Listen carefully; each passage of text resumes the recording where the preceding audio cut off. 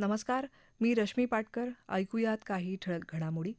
नुकत्याच पार पडलेल्या विधानसभा निवडणुकीत इलेक्ट्रॉनिक मतदान यंत्रांमध्ये फेरफार झाल्याचा दावा करणारी एक ध्वनिचित्रफीत समाजमाध्यमावर फिरत आहे. या ध्वनिचित्रफितीतल्या व्यक्तीविरोधात मुंबई पोलिसांच्या सायबर विभागाने गुन्हा दाखल केला आहे. याबाबत राज्याच्या मुख्य निवडणूक अधिकारी कार्यालयाने तक्रार दाखल केली होती. या तक्रारीच्या आधारे या व्यक्तीविरोधात गुन्हा दाखल केल्याची माहिती मुख्य निवडणूक अधिकारी कार्यालयानं समाजमाध्यमावरच्या निवेदनातून दिली. भुवनेश्वर इथे आयोजित अखिल भारतीय महासंचालक आणि पोलीस महानिरीक्षक परिषदेच्या शेवटच्या दिवशी प्रधानमंत्री नरेंद्र मोदी विविध राज्य आणि केंद्रशासित प्रदेशांच्या सुरक्षेशी संबंधित महत्त्वाच्या मुद्द्यांवर चर्चा करत आहेत.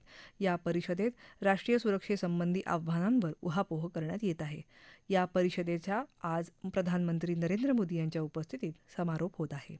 तेलंगणात मुलुगू जिल्ह्यात आज सकाळी पोलिसांसोबत झालेल्या चकमकीत किमान 7 नक्षलवादी ठार झाले. या नक्षल्यांमध्ये राज्य समितीचा सचिव भद्रू उर्फ पपण्णा हा विजापूरचा असून इतर 2 राज्य समिती सदस्यांचा समावेश आहे. पोलिसांचे खबरे असल्याचं सांगून त्यांनी 2 आदिवासींना ठार मारल्यानंतर काही वेळातच ही चकमक झाली. बंगालच्या उपसागरात तयार झालेल्या फेंगल चक्रीवादळाने काल रात्री तामिळनाडू आणि पुद्दुचेरी किनारपट्टीवर कराईकल आणि महाबलीपुरम दरम्यान धडक दिली. ताशी 90 किलोमीटरपर्यंतच्या वाऱ्यासह तामिळनाडू आणि पुद्दुचेरीमध्ये 20 सेंटीमीटर्सपर्यंत पाऊस पडला.